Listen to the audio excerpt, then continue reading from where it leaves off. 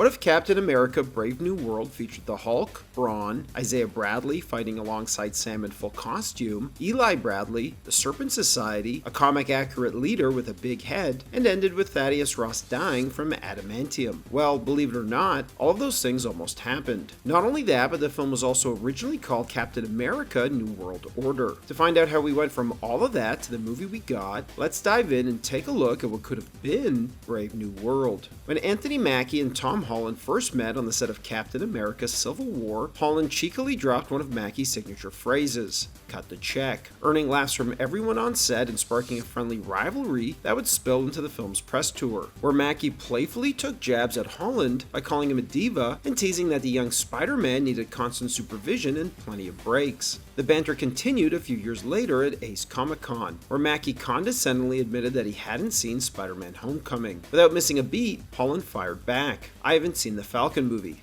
Oh wait, there isn't one. The crowd would erupt in laughter, but Mackie would eventually have the last laugh. Years later, Marvel officially gave him his own Captain America film. When asked about it, Mackie grinned and said, "I'm going to make sure that Marvel makes Tom Holland come to the premiere, and then I'm going to sit him next to me, and I'm going to watch him watch my movie." However, the original plans for the film were radically different from what ended up on screen. Initially titled Captain America New World Order, Marvel decided to rebrand the film as Brave New World after backlash over the phrase's anti-Semitic associations. The new title was seen as more hopeful, a reflection of both the next chapter in Captain America's legacy within the MCU and a statement about long overdue representation on the big screen. However, the film was almost over before it began. William Hurt was incredibly excited to return as Thaddeus Ross and finally get to transform into Red Hulk, but sadly the actor passed away before production. At this point, the filmmakers considered removing the character from the story, or possibly even scrapping the film entirely, but Harrison Ford reached out to Kevin Feige on a whim to express his interest in acting in a Marvel film, appreciating how fun the films were for audiences and even the people making them, and wanting to be a part of that. For Feige, casting Harrison Ford made perfect sense. After all, Ford had already played the president once before in Air Force One, making him a fitting successor to William Hurt as President Ross in Brave New World.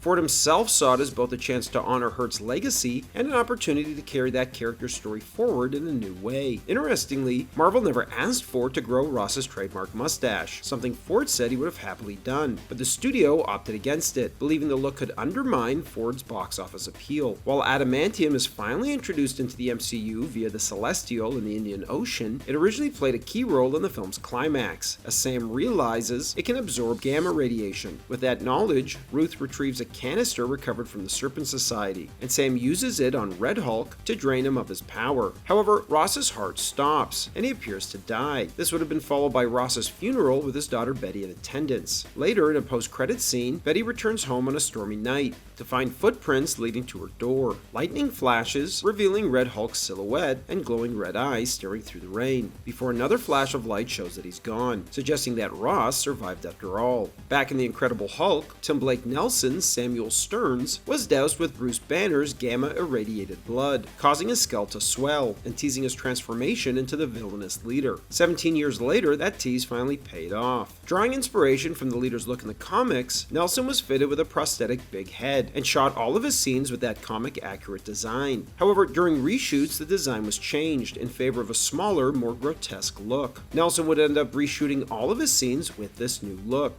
The redesign may have been influenced by the poor reception to the big-headed villain Hector Hammond in Green Lantern, prompting Marvel to rethink Stern's look to avoid unflattering comparisons. These reshoots also led to the removal of Amadeus Cho, who was originally portrayed by Ghostbusters Afterlife star Logan Kim. In the comics, Cho is a 19-year-old Korean-American genius and one of the smartest people on Earth, eventually succeeding Bruce Banner as the Hulk. In the original version of the film, Sam visited Cho at Stark Industries to learn more about the gamma-infused pills Stern had created. Later, in the post-credits scene, Stearns would have revealed to Sam that he's been feeding Cho Hulk juice, teasing Cho's eventual transformation into Brawn, and warning Sam that something big and bad is coming, prompting Sam to clap back with, "I'll be ready." The Serpent Society has a long history within Marvel Studios, first being teased years ago as a fake title for Captain America Civil War, a playful nod to comic fans before revealing the movie's true title. But in Brave New World, the Serpent Society was finally meant to slither onto the big screen for real. In the film's original version, the group consisted of 5 serpent-themed villains, led led by Rosa Salazar's Rachel Layton, aka Diamondback, who filled a similar role to Giancarlo Esposito's Sidewinder, while WWE superstar Seth Rollins was cast as Cobra. Each member bore segmented tattoos that split apart like scales to reveal genetic augmentations. For example, Diamondback could launch diamond-like spikes from her hands, while Constrictor had electrified coils that emerged from his arms. Originally, the film opened with a massive airport battle in Mexico, a sequence later replaced by the monastery fight seen in the theatrical cut. In this earlier version, the Serpent Society had been hired by the leader to steal a shipment of adamantium from Japan on his behalf. The opening scene featured Sam Wilson, Joaquin Torres, and Isaiah Bradley, who would have suited up after Sam gifted him a new suit and convinced him to join the mission as they intercepted the Serpents mid-heist at a bustling Mexican airport. Together, they managed to stop the villains and recover the stolen adamantium, setting the stage for the story that followed. Seth Rollins' role in the film was given to Johan Johannesson, who is a Serpent Society goon who gave Sam the most trouble during the opening fight. He's only credited as Copperhead in the end credits. Additionally, Diamondback even received her own McDonald's Happy Meal, a result of merchandise production moving ahead long before the film was completed, leaving traces of the original version in promotional material despite the later changes. As for the missing white cowl from the Falcon and the Winter Soldier, Anthony Mackie refused to wear it again. During the series, he found the cowl unbearably uncomfortable. The heat,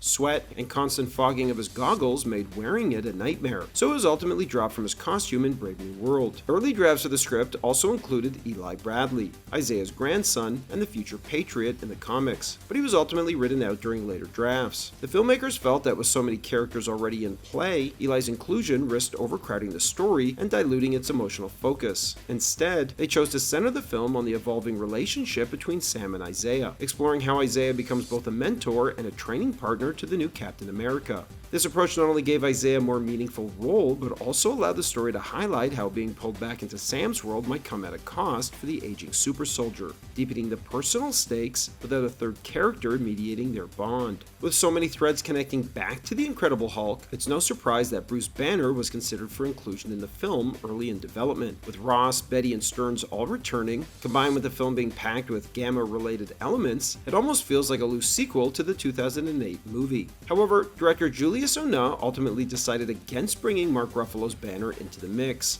especially since he was originally played by Edward Norton in 2008. As much as his presence would have thrilled fans, the team realized that adding the Hulk would inevitably shift the spotlight away from Sam Wilson's story. So what went wrong? After the film was shot and edited, two things happened. First, audiences at test screenings responded negatively to the movie. And second, the actors' strike hit, giving Marvel time to reassess what wasn't working and figure out how to fix it. As a result, the film went through extensive reshoots to reshape its tone and structure. So what did Marvel feel wasn't working? Well, the original leaned too far into its comic book roots, complete with a big-headed, comic-accurate version of the leader and a larger-than-life Serpent Society made up of snake-themed villains with exaggerated powers. The studio ultimately decided that this approach clashed with the grounded, politically charged tone that made the Winter Soldier such a success. They wanted something more restrained, a paranoid thriller inspired by the political films of the 1970s, not a heightened comic book romp. As a result, most of the Serpent Society was cut, with Marvel choosing to center on just one member, Sidewinder, portrayed by Giancarlo Esposito. The leader's exaggerated comic-style head was redesigned into a more subtle, grotesque deformation to fit the grounded tone, while Sam using adamantium to defeat Red Hulk was replaced by a quieter, more character-driven ending, in which Sam convinces Ross to stand down rather than defeating him through force. The decision reflected a broader creative shift, moving away from the colorful spectacle of the comics and steering Brave New World toward a leaner, more realistic story centered on espionage, mistrust, and moral ambiguity. However, the film didn't just tell the story of a divided nation, it revealed a divided studio. Every adjustment, from the title change to the sweeping reshoots, left visible scars on the final product. What emerged was a film about control and leadership that unintentionally reflected Marvel itself. Rather than marking a confident new chapter for the franchise, Brave New World stands as a symptom of a studio in transition, one still searching for its voice in a post-Endgame world.